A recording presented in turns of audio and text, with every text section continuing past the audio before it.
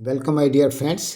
Today we will do two CBSE board exam questions based on probability. Chapter 14, question number 1 and 2. Question number 1. Find the probability that a number selected at random from the numbers 3, 4, 4, 4, 5, 5, 6, 6, 6, 7 will be their mean. यह question CBSE 2019 में आया है. इस question क्या है, ये numbers दिए हुए हैं और हम जो है एक नंबर सेलेक्ट करते हैं, तो वो जो नंबर सेलेक्ट करेंगे वो इन नंबर्स का मीन होगा. इसकी हमको प्रोबेबिलिटी ज्ञात करना है. So solution, given numbers are 3, 4, 4, 4, 5, 5, 6, 6, 6, 7. Total numbers n equal to 10. इनको जब हम काउंट करेंगे तो ये नंबर्स 10 हैं. Total number of outcomes is equal to 10. क्योंकि नंबर्स 10 हैं इसलिए टोटल आउटकम्स 10 हो गए.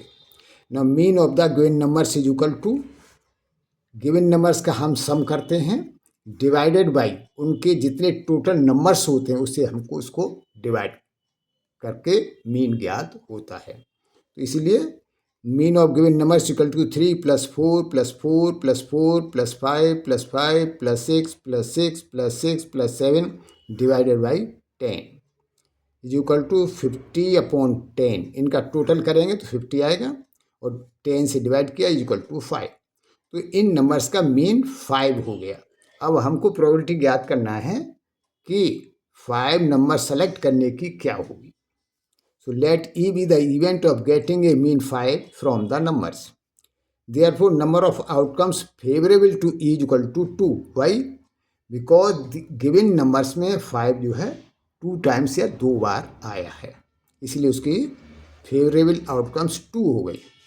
So probability E is equal to 2/10 is equal to 1/5. Now we will do the next question. One card is drawn at random from a well-shuffled deck of 52 cards. Find the probability that the card drawn is Queen of Hearts and second part is not a Jack. ये question CBSE 2024 standard में आया है. तो ये एक ताश की गड्डी है 52 कार्ड्स की. उसमें इसीलिए total number of cards in one deck equal to 52 and total number of outcomes equal to 52. क्योंकि 52 कार्ड्स हैं इसीलिए टोटल आउटकम्स 52 हो गए. अब फर्स्ट पार्ट, हमने जो कार्ड ड्रॉ किया है वेल सफल्ड में से, उस पहले ताश को हमने फेंटा और उनमें से एक ताश को हमने खींच लिया या ड्रॉ कर लिया, तो वह कार्ड जो है हार्ट्स की या पान की क्वीन या बेगम होगी. अब इसकी प्रोबेबिलिटी ज्ञात करना है. तो first part, let E be the event of getting a queen of hearts. Number of outcomes favourable to E is equal to 1. Why 1? Because there is only one queen of hearts in a deck of 52 cards. 52 cards की गड्डी में hearts की या पान की एक ही queen या बेगम होती है. Therefore probability of E is equal to 1/52. Now the second part, let F be the event of not getting a jack. अब हमको प्रोबेबिलिटी ज्ञात करनी है कि जो हमने ताश खींचा है, जो ड्रॉ किया है, वो जैक न हो. जैक मतलब गुलाम, गुलाम नहीं होना चाहिए.